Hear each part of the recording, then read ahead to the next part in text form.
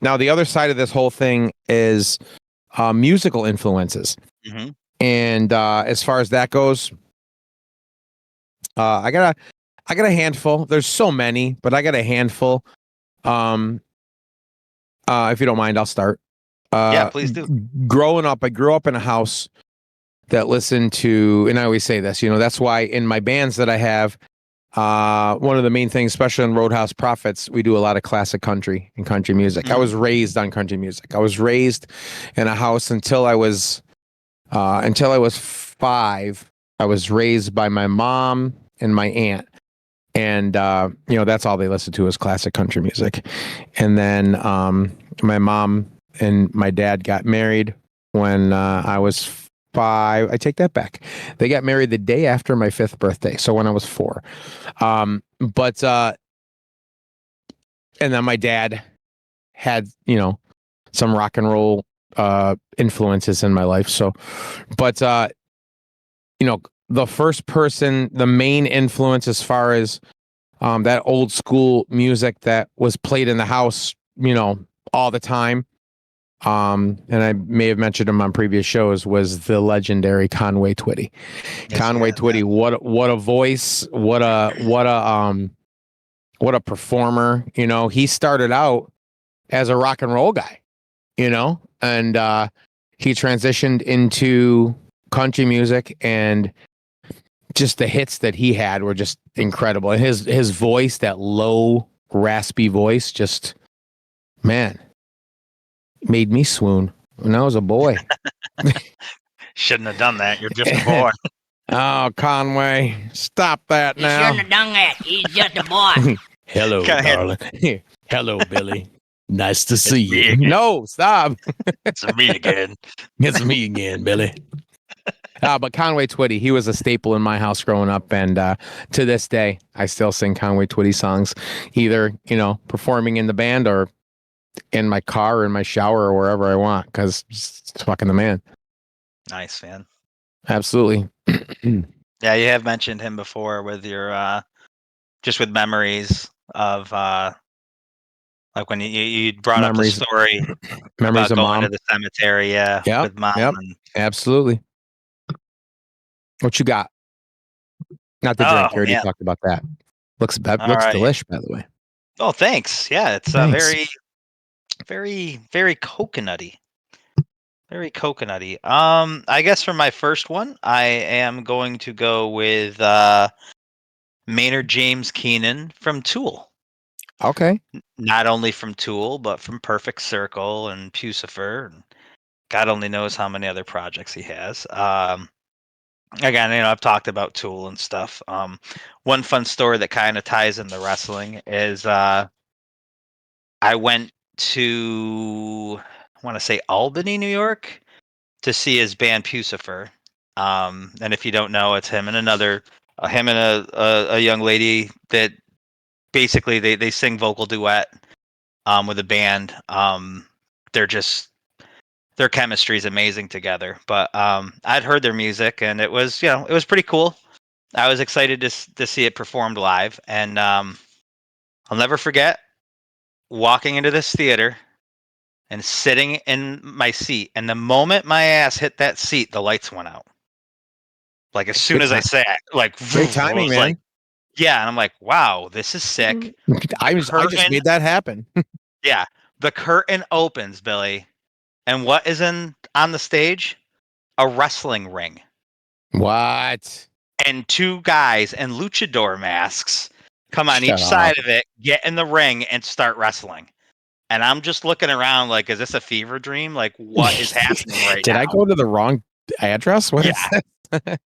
And so then the action spills outside of the ring, and they're exchanging lefts and rights. And then a spotlight comes up on the left side, and there's a drummer. And then the other side, and there's a guitar player. Dude. And then in the ring is Maynard and this woman. And Maynard is wearing a luchador mask. Oh my God. One of which I have here. Amazing. Autographed by Maynard here. Dude, that's awesome. It was the most incredible show. Like, I had tears. I was just like, this is insane that this is, like, I felt like this is happening for me. Like, this, That's in my awesome. own self-centered head at the moment, but I'm like, this is incredible. Like, how could this not be? Like the world That's great. revolves around me for that moment. But no, he's the most influential vocalist I think I've ever. The words he speaks, the way he influences people, the way he touches people. Um, I won't just say my influence, but he's got a way to influence people everywhere. I've been to Tool shows when he starts singing, looked around and seen every grown man around me crying. Like, you got guys that are biker vests on wearing their colors. You got people of all shapes and sizes just pouring tears. Like, he is just an incredible singer and Dude, incredible songwriter and incredible talent. music is so fucking powerful. Yeah, it is. It doesn't get its due justice. Like, it's just so powerful. For sadness, happiness, just like whatever. You're pissed off, you can listen to music, it'll piss you off. It's just so riddled with emotion. Yeah. And It's it should great. be, Yeah, it's absolutely. the ultimate art Right. form, I feel. Absolutely. I'm God. I mean, there's a softball here, but I mean, we've talked about this before. But when I was younger, my aunt, my mom's youngest sister, my aunt Sue, she was 5 years older than me, and she was living with us, and she turned me on to what's the band I want to tell you here. Let me tell you. You wanted the best, you got the best, the hottest band in the world. Kiss. Kiss. Yeah, she turned me on to Kiss. She turned me on to, and I think I almost think that it was the first album that she actually played for me was Alive 2. Nice. Still my favorite Kiss album of any of them. Probably because it was the first. And I remember she gave me, I don't know if she had doubles or she just gave them to me because, I was cool. I was a cool nephew. But she gave me her Kiss albums and still had the temporary tattoos in it. Nice. Yeah. So, but Kiss was, yeah, Kiss. So I'm a performer. I'm a talker. I'm a whatever, you know what I mean? And that was a band that influenced me because, like, holy theatrics, holy, just wow, and even when I became, when I grew up and became a big boy, and I would go to see them I didn't go to see them in concert until I was older anyway, but like, even the last time I went to see them a few years ago, me and J-Ro went to see him at the Amp. I think it was the Amp, maybe Darien Lake, but I think it was the Amp. They're up there 70 years old and we're still just like, it's like, this is still fucking so cool, because they were just like, holy shit, that's Kiss. The Still legends. the greatest show on earth. Absolutely. Yeah. Absolutely. I'll throw another one in because we can rapid fire this because I know we got a big segment coming up after this. The Mount Rushmore. I'm gonna go with, and we covered this on previous episodes. We don't have to go too far into it, but another band that influenced me because it steered into my love of going to see music live and getting in, kind of almost like the first step into getting into that next level of becoming it, was Bob and I talked about it in a previous episode of our first time ever going to the Lost Horizon to see Manowar. Yes. And talk about a loud, in your face, fuck the world kind of band. Like, holy shit, this exists. So that was another one. And then Eric Adams' voice, just like, holy cow, the notes he would hit, and just like, I want to do that. I like that. Yeah, so that was they were kind of pretty like, great. yeah. What else you got? Chris DeGarmo from Queensryche. was probably next to Bret Hart my first idol that I had. Nice. Like real hero. I Geez, I don't even I couldn't even tell you the exact moment when. It was probably when I first saw a video of them playing live, and he was hitting all the high notes in all their songs. And I'm like, and I was playing guitar. I was a kid playing guitar, and I'm like, ooh, like I can't even sing, and he's singing higher than Jeff Tate. Like this is insane, you know? And at the same time, he's still being a rock star while he's doing it, moving his guitar Yeah. around, moving around the stage. And I'm like, so that to me, I guess was new. The only bands that were really doing that, I think, at the time that I listened to or that I knew of were like Heart and maybe Alice in Chains, and Alice in Chains came way after that. I didn't even Right. know of Alice in Chains way after, but maybe Heart, where the guitar player would sing high harmonies while they were Sure. going, at least to my knowledge at the time. But the man wrote every damn one of their hits, every Silent Lucidity, I Don't Believe in Love. They were nominated for like 2 Grammys and like 5 VMAs. I think they won a Grammy award. I think they won 2 VMAs. But all songs that he wrote. Like he It's wrote great. and like directed Jeff how to sing a lot of the parts in a lot of those songs. I had a chance to meet him in '97. My mother actually bought me VIP passes so I'd go backstage to meet, and it was the last tour he was ever on. That's And amazing. I was only 17, and the guy that I was supposed to go with that had a car called and said he couldn't go. Oh no. And I literally just I cried. I was so upset. Like So you like didn't this is go? my only chance and never got to go. And Oh my no. mom wrote Jeff Tate's wife because she was managing them at the time. And she wrote back like an apology letter and so Oh no deeply shit. sorry, which was pretty cool. I think my mom Yeah, still has that letter. that's awesome. But it was just heartbreaking to me. I never got to meet him. Now he flies planes for a living, so Chris and DeGarmo supports does? his daughter. Yeah, and he supports his daughter too. His daughter's Nice. out there doing her stuff, Riley. So, but yeah, he was still to this day. Like, if I die, I tell my mom like I want Chris DeGarmo to be at my funeral. Like, Oh, it's my okay. only. Yeah, it's my only like. I want him and Jeff Tate to perform at my funeral, reunite them at my funeral. Um, that's awesome. It's funny you should mention Chris DeGarmo because my next person is not a big star. Um, he's a local yokel, but we had a local band here years ago. Do you remember Axiom? I remember the name. I remember the logo. I can still see the Yeah, logo. there you go. Axiom was one of the first bands that Bob and I and Derek used to always go see at the Lost Horizon. Not the first, obviously, we talk about, but like one of the first local bands we would go see. And Al was the lead singer. And the reason I said that reminded me of it is because Darren Scott, you know Darren, right? Mm-hmm. Darren was a guitar player.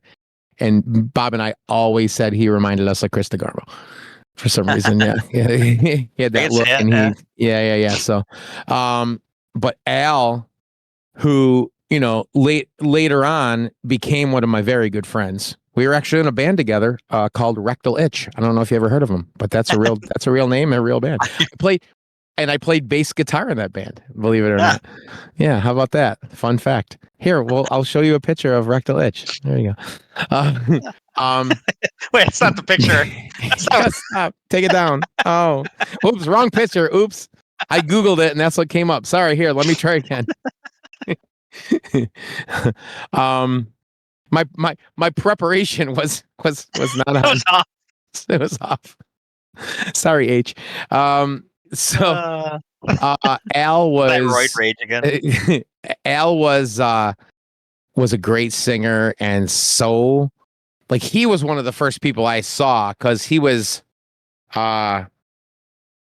what's the word I want to use? He was tangible. He was like, okay, so if I see like I'm watching Paul Stanley, I'm like, oh, I could do that. I could be him. You know what I mean? And this is taking nothing away from Al because I love Al and Al was great. Not a diss to him. It's actually a compliment. I would watch him and I knew him and I'd be like, I can do that because he's a local dude. I could do And that. I'm a local dude. Yeah, yeah, I mean, yeah. And not only did I say I could do that, I ended up doing that, you know?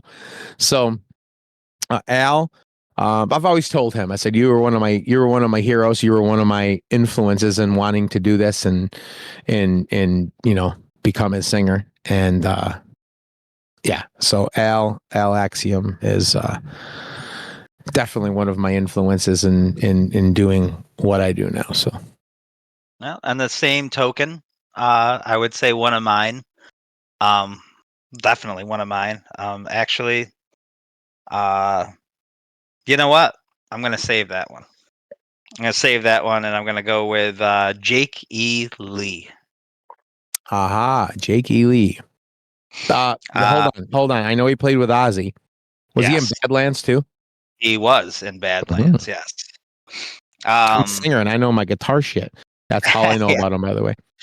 Yeah. Well, you were talking about Kiss, Badlands. He was in Badlands with Ray Gillen, who we've later found out, I guess, was kind of a piece of shit. I guess.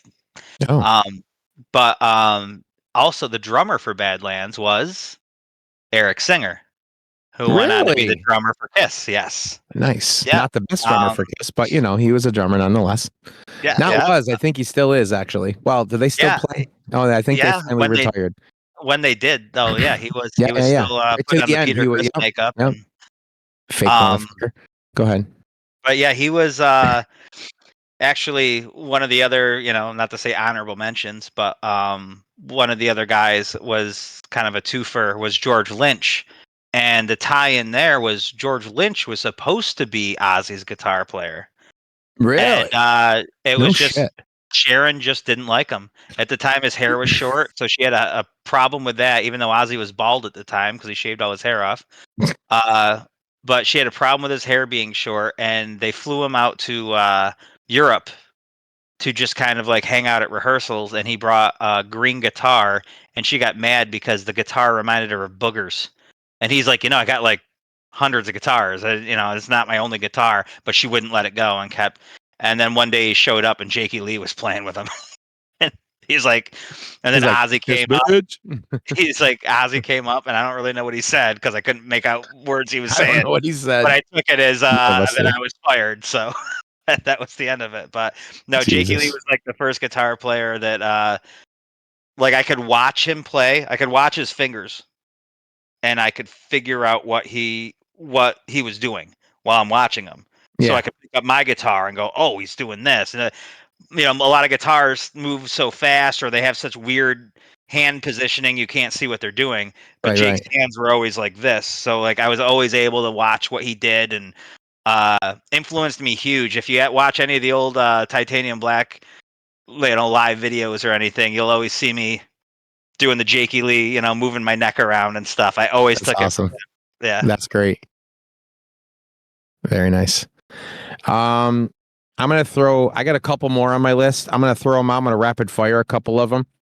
I talked probably ad nauseum about this dude, but I could talk about him all day and all night. Vince Gill, his Yeah. voice, his just his songs, the meanings of his songs, just every song has a story, and it's just phenomenal. And I just like that's another voice that I hear, and I'm like, yeah, I wish I could sing half as good as this dude. It's just like doing phenomenal. Like I said, 68 years old, played 3.5 hours, and it's like he never lost a step. It's fantastic. And you mentioned George Lynch. Say what you will about him now, but Don Dokken. Don Dokken was loved Don Dokken. Loved Dokken.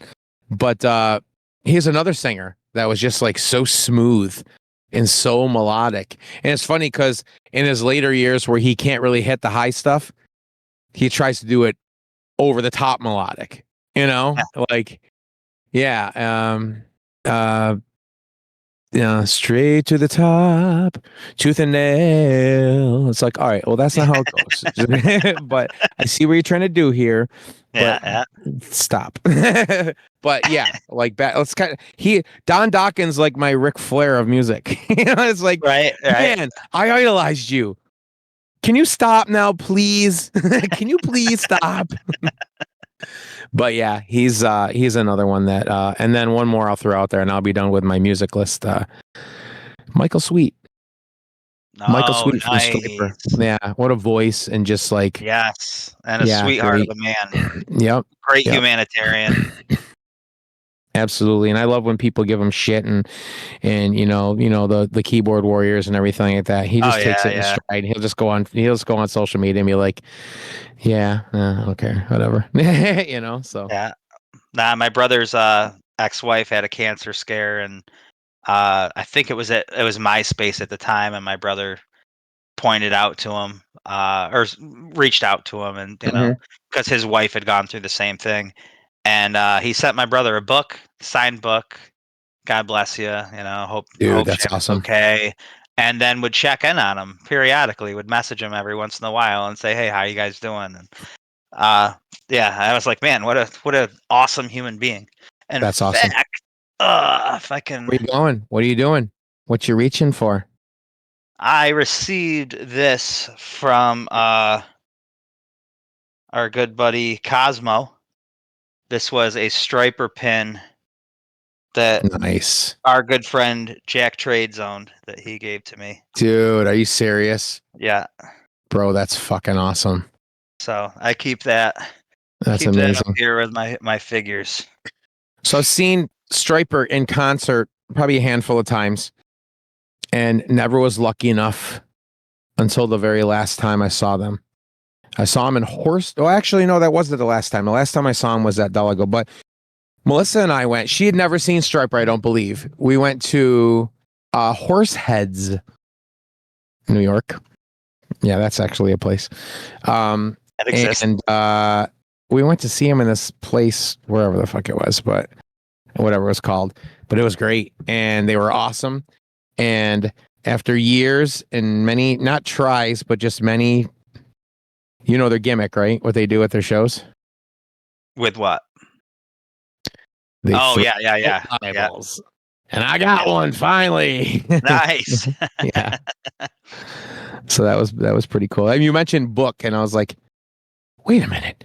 I'm telling this story, and I have this book right here on my desk. That's awesome. So yeah, that was awesome. So yeah, he's another one who was an influence on me. So that was my musical. And what else you got for musical? I know you got more. You have to have more, right? Steve Stevens, he was Steve huge for Stevens, me. nice. I got into him. Did Steve Stevens play on Vince Neil's solo band? Yes, and that's when Yes. I got into him because I was Yeah. big into Motley Crue. Like they were huge to me. Like they were right next to Kiss at that time. And when he left Motley Crue, I'm like, I need to hear it. I guess interim, he did "You're Invited but Your Friend Can't Come" for the Yeah. soundtrack for Encino Man What a great with song, by the way. Jack So totally Blades. underrated. Yeah. Totally Oh, underrated. Yeah, that's phenomenal song. awesome.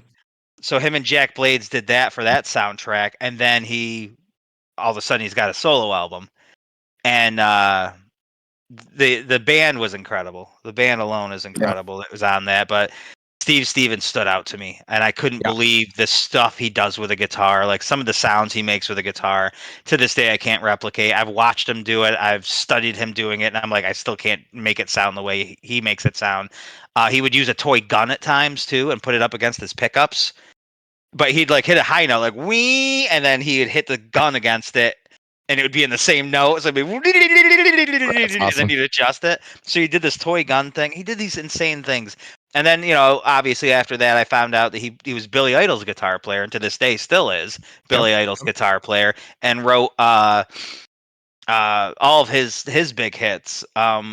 Nice. One of which being I believe it's White Wedding, and the guitar riff that everyone says is two guitars, and it's not. It's him finger picking, you know, It's doing him Tool. being incredibly awesome. Yeah, him being Steve Stevens. And another thing is he also wrote the theme song for Top Gun, the movie Top Gun. What? So when you hear the Really? bow now now now now now now That's now awesome. yeah, like he also wrote that. And on the Vince Neil CD, on the Vince Neil album Exposed, they do the song "Set Me Free." It's the first song on the album. He had his own album out at one point called Steve Stevens and the Atomic Playboys, and they did a song called Action. I didn't know. I was last years old. I don't know how I would say that. I'm not today's years old, but it was like last summer. Sweet, the band Sweet played at in Liverpool at Sharky's, Okay. and they played both of those songs. And I looked it up. I'm like, they're the original artist for these two songs. So Steve Stevens must be a huge Sweet fan because it's two different bands he was in where he played two different Sweet covers. Oh, nice. Just a weird tie-in that I figured That's out, cool. you know, That's last kind of year. cool. But Yeah. yeah. Who was it's escaping me. Who was the drummer for Vince Neil's solo band? Was it Ricky Parent or was it Vicky Fox? Yes, Vicky Fox. Vicky Fox. And he played with his feet on top Dude, of the bass drum somehow. dude, I don't know Vicky how. And Fox he had the was monkey arms when he played. That was like crazy. I insanely good. played with a drummer years ago. He was in one of the incarnations of Brats and Blondes. His name was Bruce. And this boy could play. He was a kid. He was like 16, 17, playing with us old fuckers. Dude, he killed it. He was awesome. Yeah, he was great. But the reason I bring him up is he played just like Vicky Fox. He Yeah. must have been one of his idols because he would be swinging the arms around and stuff. I'm like, that's fucking cool. They had Robbie Crane on bass too, who Nice. later went on to play in Rat. I think maybe still does. Yeah. What's the greatest? And we're gonna go off track for just a second. Then we're gonna get to our Mount Rushmore. What's the? I know my answer. What's the greatest? Super. Not that it was meant to be a super group, but the greatest lineup, super group lineup of a band. Oof. I got my answer. Tough one. Best super group I saw them. lineup. I got to see them play live. Oh. Wow, you caught me off guard with that one, man. What's yours? I'll think more about it. But what was yours? Greg Bissonette on drums. Billy Sheehan on bass. Okay. Steve Vai on guitar. And David Lee Roth singing. David Lee Roth's solo band. He toured with those guys. Oh, yeah. Dude, I'm like, wait, what? Yeah. Look at this group of fuckers. Holy cow. Nah, there's when you started saying that, I had to look this up to make sure again that I wasn't dreaming it. But it was a band called Blacklight Syndrome. It was Terry Bozzio on drums, Tony Levin on bass, and Steve Stevens on guitar. But it was all instrumental, you know. But okay, kind of had that Steve Vai kind of sound to it, groove, you know, very Yes. well, Blacklight, you know, like smoke a doob, and listen to this kind of thing. But, there you go. There you go. now they were pretty cool, but yeah, nothing as cool as David Lee Roth's band, man. That's off the charts. You know, and you can only think. Saw him at the War Memorial play. Me and Staffa went. It's typical. It's typical David Lee Roth to go, oh, I gotta make my own. Who am I gonna get? I gotta get everyone that's great. I don't have Eddie. Who I get? Steve Vai. Okay. All right. Yeah, Jeez, you really took a step. Who's the best bass player I could possibly get? A quarter of a step over. Maybe not so much down, but that's awesome. You got more musical?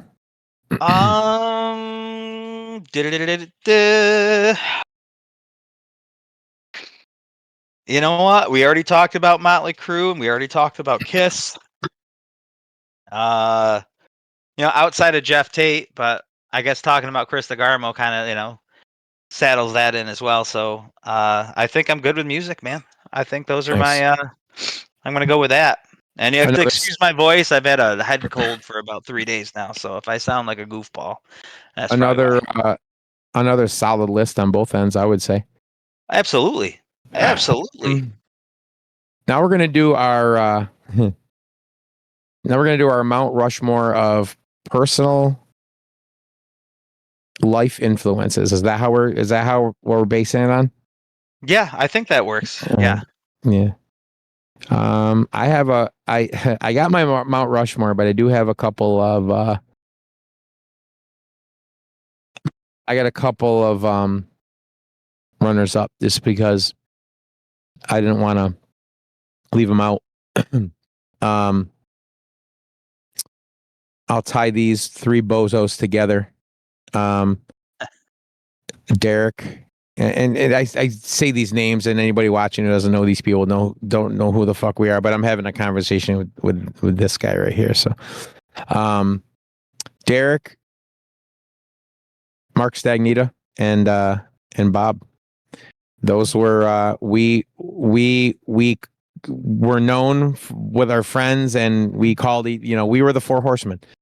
And I don't know if it's Bob's dad or somebody that dubbed us that years and years ago, but yeah, the bond that the four of us had and still have, and you get older and you don't see each other as much, but then you just get together and you pick right up where you left off.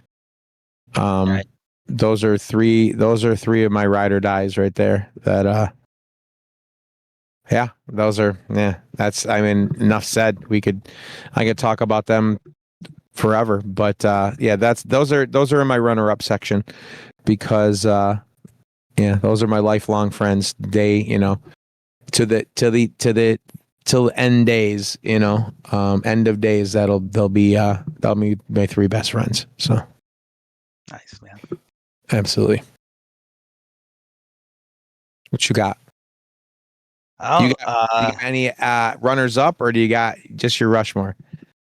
I just got my Rushmore. Let me throw one more runner up in there, and then we'll go to our Rushmore.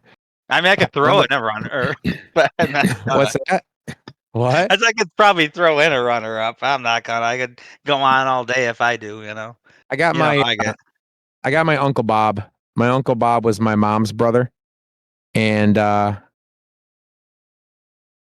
Uncle Bob taught me how to play cards, and it's one of my favorite things to do in the entire world if I can ever find fucking time to do it. He taught me how to play pitch. He taught me how to play poker. He schooled me in both many times. And my Uncle Bob, like when I was younger, or like when I was a younger adult, and I wasn't as a little bit less handsome and attractive as I am now, but I had the short blonde hair and may or may not have been a lot bigger, but everybody compared us and said we looked alike. And I took that as a compliment because he was like one of my idols. He's since passed, but he taught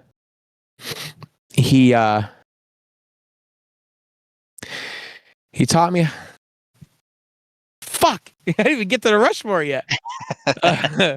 My Uncle Bob, for I don't know any other way to say it, he taught me how to be funny. He was a sarcastic, funny, ball busting motherfucker, and I got it from him. I learned it from him. I was like his mini me, Yeah, when I heard that he passed, and it's weird because I heard that he passed. I didn't see him a lot in my older years and stuff, and I know he was sick for a while, but like sick, like wheelchair or something, but not like sick, And then I remember my friend Mary, who's related to my Uncle Bob's wife. She just saw me. I remember we were at the tiki bar and she's like, "Hey, did you hear? We're just out there. Hey, what's going on? Hey, what's going on? What's up? Blah, blah. Did you hear Uncle Bob died?" Dude, I fucking crumbled. I'm like, "What? The fuck did you just say?" And I just ruined my whole night, the rest of the night. I was just like, I didn't know he passed. He had just passed. So I got to go to his services and stuff, but what? Like I found out my hero passed. And not only my hero, but my blood, my uncle, So I don't know. I just wanted to put him on there because he taught me a lot. He taught me how to do two of my favorite hobbies, passions, and he taught me I would say probably my greatest asset that I have as a human being is my humor. And my humor and my just sarcastic wit and just the quickness. He was like that. And I picked it up from him. If there's a comedian out there that's looking at like, a Don Rickles or a fuck, you know what I mean? Somebody like that. And they're like, that's who I pattern myself after. My Uncle Bob is who I pattern myself after. He was just a fucking great dude. Great dude. Well, thank God you had him, man, because yeah, absolutely. He influenced a pretty goddamn awesome guy. I'll tell you that. Thank you, brother. All right, you go. All right. I'm gonna start off on the lighter side. I almost brought this up in our music talk, but then I thought differently of it, and I said, no, that's on my Mount Rushmore. That would be Terry Leroy. I don't even think he knows how big of an influence he was on me. Not just as a singer, but the words he spoke, the lyrics he wrote, molded me as a person today. A lot of the things that he had spoke on, there were not only that, but like just as a human being, as a humanitarian, as who he is as a person. And I'll digress to say that like I don't follow the principles that he does, but I wish I did. That makes sense. He's always that, I guess, like angel on my shoulder, telling me, hey, maybe you shouldn't do that. Maybe you should do this. I think anytime I go on these little tangents sometimes, or these little turnarounds where I turn myself around and whether I quit drinking for an extended amount of time or work out or lose weight or go on these certain diets and different exercise regimens, I would say 99% of the time it's me thinking, what would Terry do in this situation? Or how would he look at me in this situation? He That's always had a awesome, very man. big influence I was on going to me. say what a powerful influence to have on someone. Yeah, and You it can look stays at with him me and to this say, day. what would he think of what I'm doing? That's awesome. And I can remember times we went to coming back from Albany. He's like, dude, check this out, and he pulls into this co-op, and it's all just healthy foods and no artificial ingredients in any of this stuff. And Right. and it was like this co-op place, and I don't remember what it was called, but I remember like not knowing what to get. I was so overwhelmed, but I didn't want to make the wrong choice either. I didn't want him disappointed in me. And I think I got some hummus, which I'd never had before, and some like a sugar-free soda, which wasn't even a thing back then, but it was there. Right. And these I don't know, they were like some sort of weird corn chip or something. I can't even remember, but I remember like he was eating like burritos right out of the package, and I'm just eating my chips in the truck back, and I'm going like, well, he's like, oh, that's good, good pick, and I'm like, oh, it made me feel so good that he didn't, that I did the right thing for him. But yeah, like That's awesome. there's a lot of days I wake up and I look in the mirror and go like, I think about that, like like think about what Terry would be doing with himself right now. What are you doing? And That's awesome. because clearly I ain't doing the right thing. Yeah, you're doing just Eating fine, brother. pizzas but he's Who says still that's a not big the right influence on me. thing? That's awesome, man. I'm gonna whip through a couple here because I don't want to go on along, because then I'll just be like, why do we do this show? My first one, I got some heavy hitters on mine here. Yeah, I do too. My first one's my dad. He taught me how to he taught me how to work hard. He taught me how how to and I didn't do anywhere close.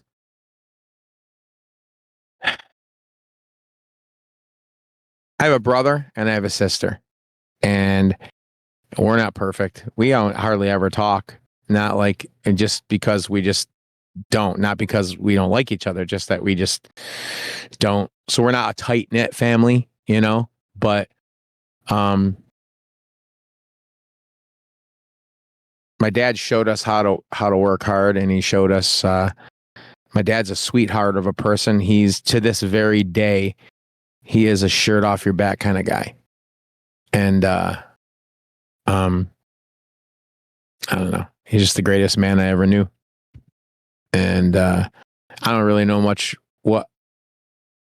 more to say about him other than it is when I'm younger, I mentioned earlier, he married my mom the day after my 5th birthday. He's not my biological father. Never met that asshole, but this is the only dad I've ever known, that I've ever wanted, that and I just think it's, for me, it's, I don't even know how to word it. It's it makes me proud that when I'm younger and my dad and my parents are taking care of me, then now that my dad's older and he needs help, it's my honor to take care of him and to be there for him and to take him to his doctor's appointments and to look out for him, help him sort his meds and all that stuff. And he doesn't, I mean, he's not to the point where he can't do it, but I think he appreciates the fact that I want to do it. It's basically one of those full circle moments, and it's my turn now. You know what I mean? And it's an honor to do it. Like I said, the greatest man I ever knew. Oh, it's excuse me. No, that would be my next one too, for sure, is my father. Nice. Growing up, he was chief of the fire department for 2 consecutive terms. In fact, they wanted him to be chief for a third, which is unheard of. I don't even know if that's normal. From what he That's said, awesome. but he said no because it was taking up so much of his time. Yeah. They still had to take care of us, but things he's seen doing that, things he's gone through, and was still able to provide for us and shield us from that kind of stuff too. But yeah, I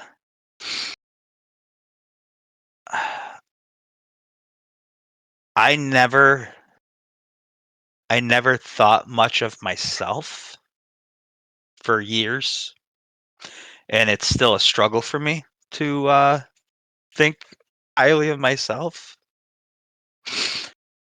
But one thing my dad told me that all the time that it didn't sink in until maybe a couple of years ago was, there's nothing you can't do. And I look around me now and I see everything I've done. And I got my new job when I didn't think I could get a new job. I thought I was stuck doing what I was doing for the rest of my life. Right.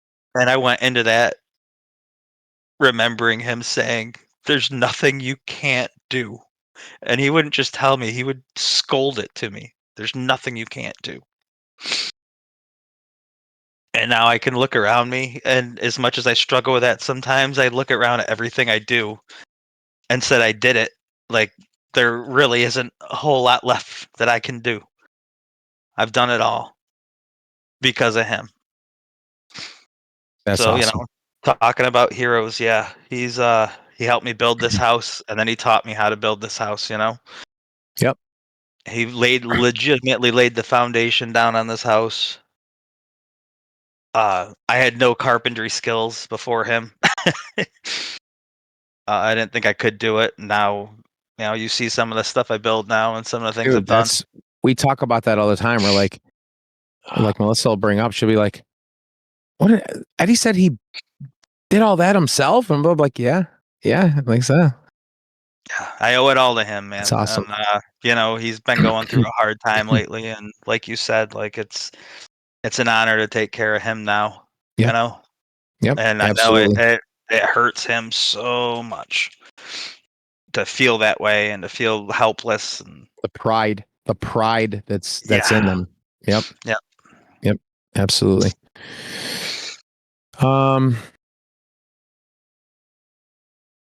We're going to my next. Just one more thing about my dad that I forgot to mention is that he is the reason, and I mentioned this in previous episode, he's the person that turned me on to my lifelong love of professional wrestling. So, which is one of the things this show is all about. So, absolutely. My next one, I'm gonna say another person that influenced me greatly when I was very younger. My Aunt Kate, my mom's sister.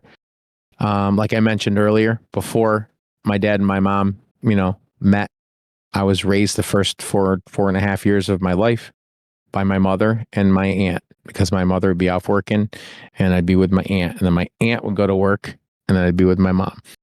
And they were like my co-parents. And she was like a second mother to me. And I even when I was a younger, an older teenager, even like middle teens, and then even when I became, an adult, a younger adult, I would take her to her, appointments, and you're like, can we go shopping down? I remember specifically going downtown to Day Brothers and Sibley's, the big, huge stores that were downtown, and we go down there for the day. And that was our big outing. We'd go downtown to go shopping for the day. Now it'd be just like, oh God, can we do anything else but that? But and then we'd go to she'd take me to lunch, and we'd go, and it's like, and we would take sometimes we take the bus down there, and you know what I mean? She just wanted me to go with her. I was her pseudo son. She didn't have any kids of her own. We would go to Charlie's restaurant, which ironically didn't know until years later that Charlie's restaurant, which was in Day Brothers or Sibley's, one of the two, I think it was Day Brothers, was actually owned by Dion's father. Dion's family owned Charlie's. Yeah. I remember telling me, I was like, wait, I used to go there. So, yeah. So wow, small world. my Aunt Kate was, she was awesome. She had her quirky things that she did hilariously. But I'll tell you this, my Aunt Kate was, the first. I had great aunts that had passed, and but my Aunt Kate was the first real person in my life that I lost. She passed in 2005. Yeah, so I went 35 years without losing somebody like super close. But she was the first one, and that hit me hard. My mom passed 2 years later. Obviously, that hit me hard too. But my aunt was my first. You know what I mean? So it's like, holy shit. I remember exactly the moment that I found out. And just, yeah. So, anyways, we don't have to doom and gloom it, but basically, my Aunt Kate is definitely on my Mount Rushmore as well. Awesome. And she was the one that got the Kiss albums too, wasn't she? That was my Aunt Sue. That was my mom and my Aunt Kate's younger sister. There were three girls. Yep. So three girls, 3 boys, and there's 1 boy left. My Uncle Tom. He lives in Vermont, something like that. All the rest of them have passed. So that sucks, because I think about that sometimes a lot. And it's like my dad, who I love dearly, and it's my dad, but he's not my biological dad. And then all of my mom and her siblings and her parents and everything, they're all gone.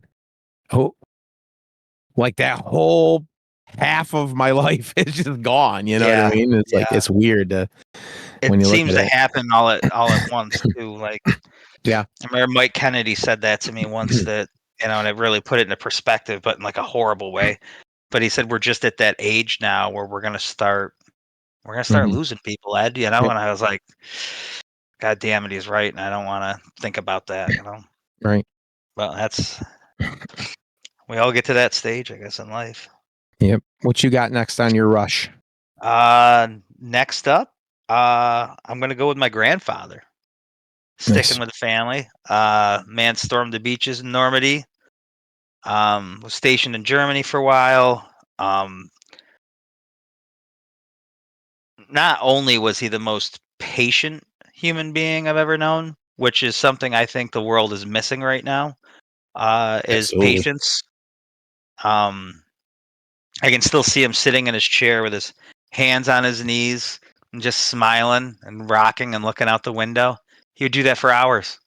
When he wasn't doing that, he was busted his ass at something. He's either putting shingles on a roof or but the big story that I always heard and from I heard from him, my grandma, my father, to this day I keep the story going because it's incredible, but it was during one of those big blizzards back in the 60s, and that was before the 60s. I guess it had to have been early 50s maybe or 40s. It was I know my grandmother was pregnant with my father at the time. Okay. So they ran out of fuel for the like back then you had to have fuel to heat the house, for the heater, and they ran out.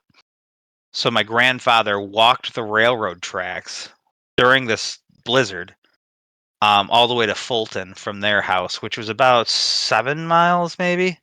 Yeah. Walked all the way there, got gas, and walked all the way back during this blizzard. Um, Jesus. and I guess the story goes he walked in the door and collapsed and passed out with a That's can. crazy. Like, Wow. like what kind of, like that's a man to me, That is a man And for sure. when when I was a kid and just to see him just stoically, he was a large man, tall man, wasn't Yeah. built jacked or anything, but he was very tall.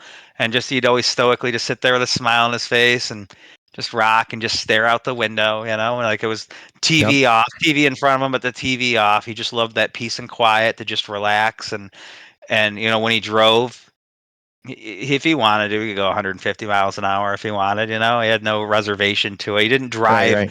like an old person. Like he wasn't like, oh, I can't see. He did the speed limit. Sometimes he went a little over, a little less, but he was just patient as can be. And to this day, I still drive like I'll, That's like awesome. people say, like an old person, like I might go Yep. over if I'm going 690, I'll speed here and there, but like I always follow the speed limits. I always stop at Mm, every stop sign. I don't roll through, I always do the right things and just to influence Skylar that way when she's in the car. Cause I'm like, right. just like There he you go. influenced me to be the, a better driver and stuff. But yeah, he was a man's man and also taught me a lot about patience. So I give it up for him. That's awesome. Um,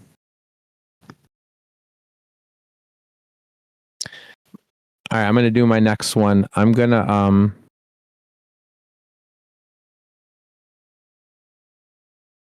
put Melissa on there on a spot on my Rushmore, and I'll tell you why.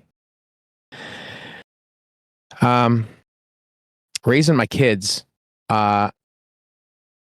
never have I claimed to be the best parent, and a lot of it has to do with the younger times were good, but then as they were getting older and stuff, their mother and I, we grew apart. You know what I mean? And just was unhappy for a long time. So in that aspect, we kind of weren't the best parents. I mean, we put more focus on, I didn't want to be there, so I would just go out. You know what I mean? Or she would go in a room or whatever. You know what I mean? And the kids suffered by it for it.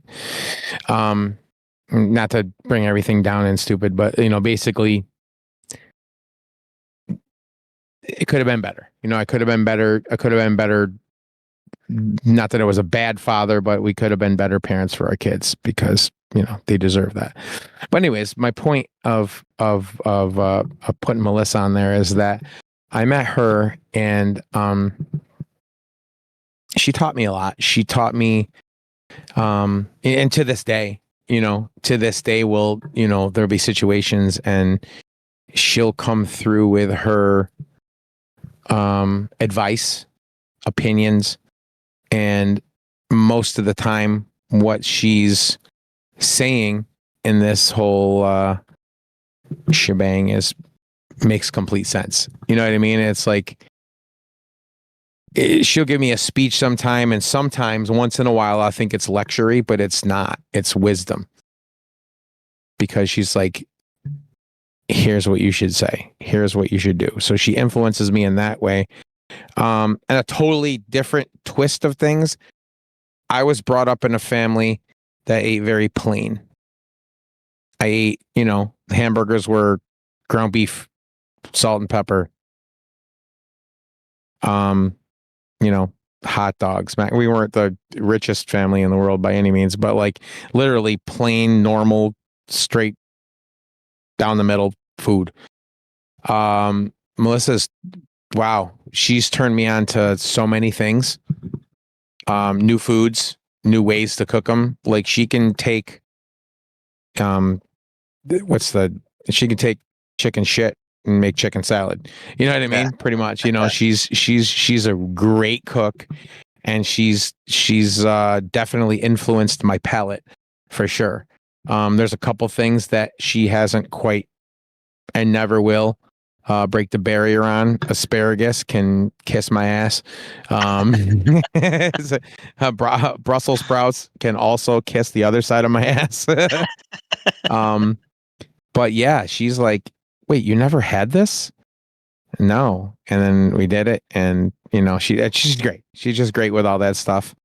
And we have a lot of heart to hearts sometimes, and she's a great woman, and she's taught me a lot. She's taught me a lot over the last 10 years we've been together, and proud to say that it's made me a better person. Yeah, this is our 10 year anniversary this year. Yeah, that's great. Yeah.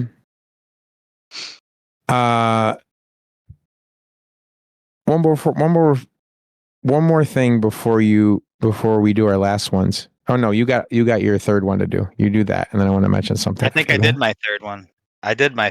I'm on my last one. You went first? I thought I went first. No, I did. Well, you had your mentions, and then I went first. So you did your dad. Yeah, Terry, my dad, and my Terry. That's right, Terry. Okay, you're right. I'm sorry. I was gonna do Terry, my music one. I'm like, that's more of a personal one because it's something I think about. It is. Yeah. I just want to mention real quick somebody I forgot to put in the runner-ups. My friend Frank McQueenie. He. Do you know Frank? Mm-mm. Yeah. He lives in Florida. He lives in Florida now. He's been there for years. I worked with him at Price Chopper years ago, and that's where I met him. And way back in the day, it was like the rock and roll. It was like the rock and roll Price Chopper. We all had long hair. We all, went out to the Lost Horizon after. But anyways, I would hang out with him, became very, very best friends with him for a while, way back in the day. And he influenced me. We would sit there and jam out and listen to music and sing at the top of our lungs in his apartment. And he'd be like, you got a really good voice. And he would push me. You got a good voice. You should sing in a band. You should do this. You do boom, boom, boom, boom. Until I finally like, all right. And then there was some other guys that played in the band. Bill Whitaker played drums, and his brother played bass, and blah, blah, blah, blah. And got my first band together. And Frank was the influence of. Frank influenced me and pushed me to do one of the greatest passions I have in my life, to sing. Nice. And I could always sing. I always sing when I was a kid, younger, you know what I mean? But like to actually do it, to get up on stage and do it, he's the one that influenced me. So I just wanted to throw that out for him because, yes, that's that. Yeah, that. You mentioned Billy Whitaker. He played in Titanium Black for a short while too. Yes, he did. Yes, he Yeah, did. I played the Dio tribute show with him actually. Yep. Yep. That was awesome. Now I forgot about him. you played with the bald Bill Whitaker, right? Yeah, yeah. When I was playing with him, it was way back in the day. He had long, flowing, curly blonde hair. Oh yeah. Oh yeah. That's the Bill Whitaker I played with. All right. What do you got? My last one. My last one would be my Uncle Randy, who we've discussed before. I knew Uncle Randy was going to be on the list. I knew it. Yeah, he had to be. He had to be. Again, the reason I follow the Vikings and I don't want to say worship him as much. I know his son, my cousin, little Randy. He's quite the collector of all things Vikings, more so than I am, I guess. But uh, God, what a guy, man! Like nobody ever had a bad thing to say about Randy. He helped everybody any way he could. Uh, Even when Dad was remodeling the house, Dad was paying him to come over, and he just kept saying, "I got to finish this for my sister. Got to finish this for my sister," and That's awesome. just working on stuff for Mom and Dad. And anytime he screwed something up, he'd go, "Ed did it. Ed did it." I'd come home, I'd come home from work or from wherever I was, and everyone would be like, "Ah, there he is. God damn it, Ed. Why'd you put There's the that one that stud did it. there?" And I'm like, "What? What?" It's like the I was ongoing working. What joke the every hell? time. Yeah, Ed did it. Uh, yeah, there's just so many great stories I could tell. We went to my grandma's camp, and it was a bunch of us, all the cousins, and it was kind of one of those camp retreats. You go up there for like a 4th of July, so it's like Thursday through Sunday, and everyone wakes up in the morning and opens a beer, and you're like, "What the hell's going on here?" It's just That's awesome. drink fest, fun fest. And he's like, "Eddie, come on. Your grandmother wants me to get rid of this boat." And it was one of those like parasail, not boats, but those parasail boards. And he grabs a shotgun and puts it against the tree, and he shoots a hole in it. I'm like, "You're not really getting rid of it, Randy. Like, what do you do when you just put a hole in it?" He goes, "Nah, don't worry, we'll fix it up." And I'm like, "What are we doing right now?" He goes up the cliff, comes back down with a roll of duct tape, and he duct tapes this hole. And then he grabs a lawn chair and he duct tapes a lawn chair to it. And then he takes a cooler and duct tapes a cooler to the chair and fills it with beers. And he takes a paddle and he puts this thing in the water and he starts going out on the lake.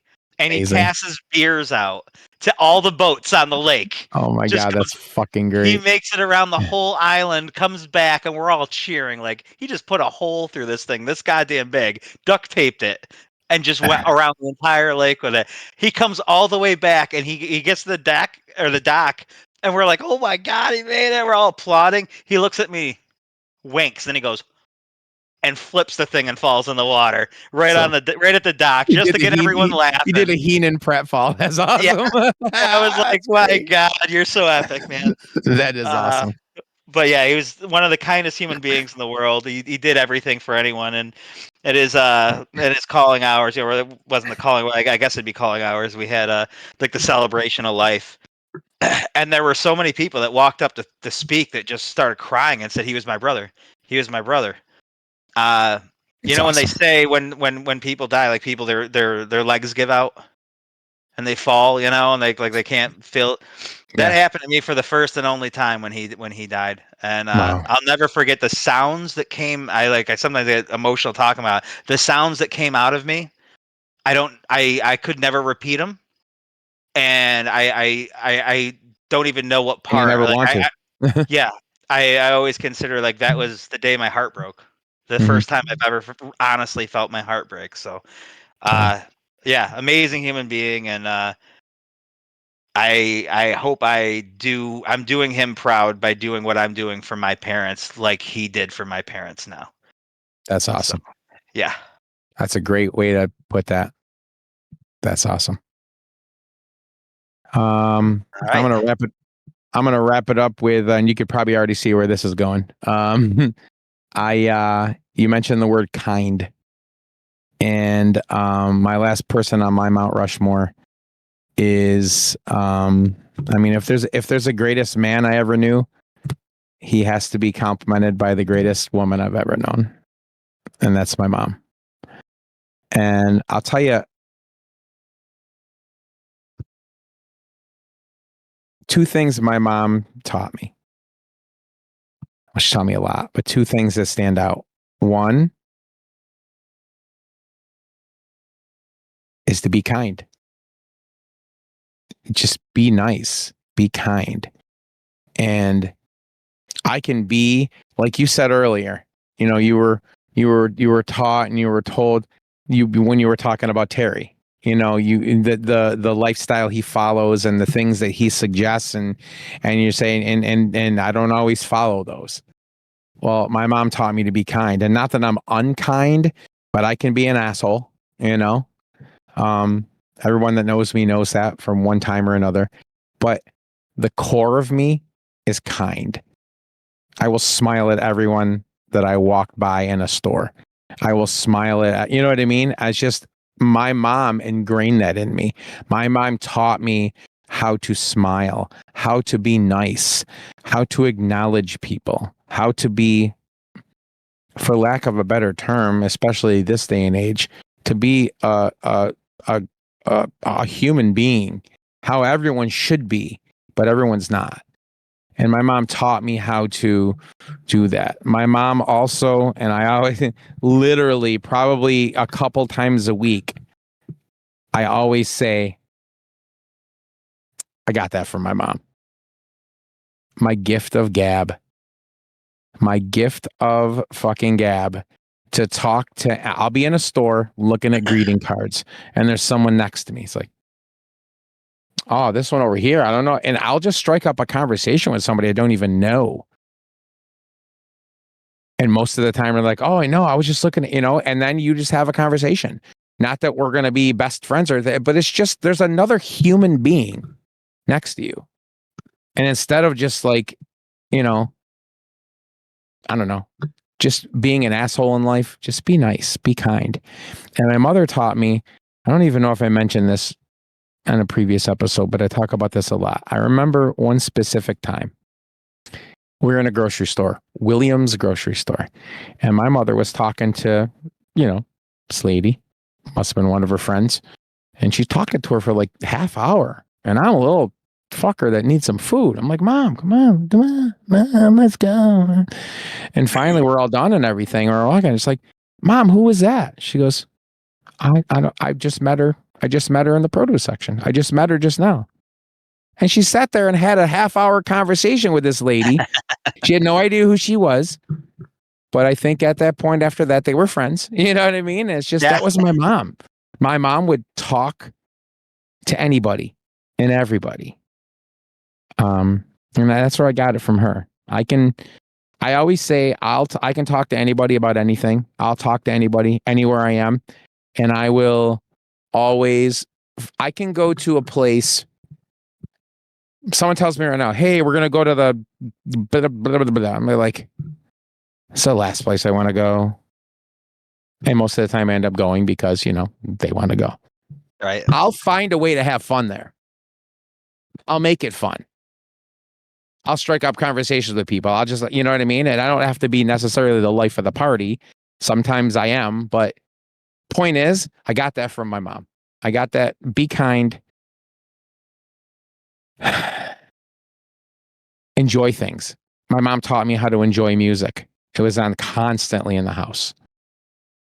My mom and my dad and probably everyone, actually, no, not everyone, but many people can say that their parents had that love story. My parents had that fucking love story. Yeah. You know, I mean, I'll mention my mom to my dad right now and he'll just burst crying. She's been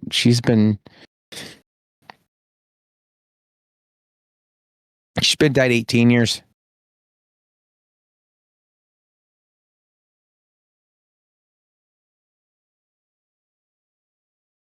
Holy shit. It's June 18th. I had a feeling all fucking day something was going on. Today's the 18-year anniversary of my mom's passing. On the 18th. As soon as I said that, 18 years on I the thought 18th. about it. I'm like, holy shit. Every time I wrote the date at work today, I was thinking in my head, something's going on with June 18th. Holy shit.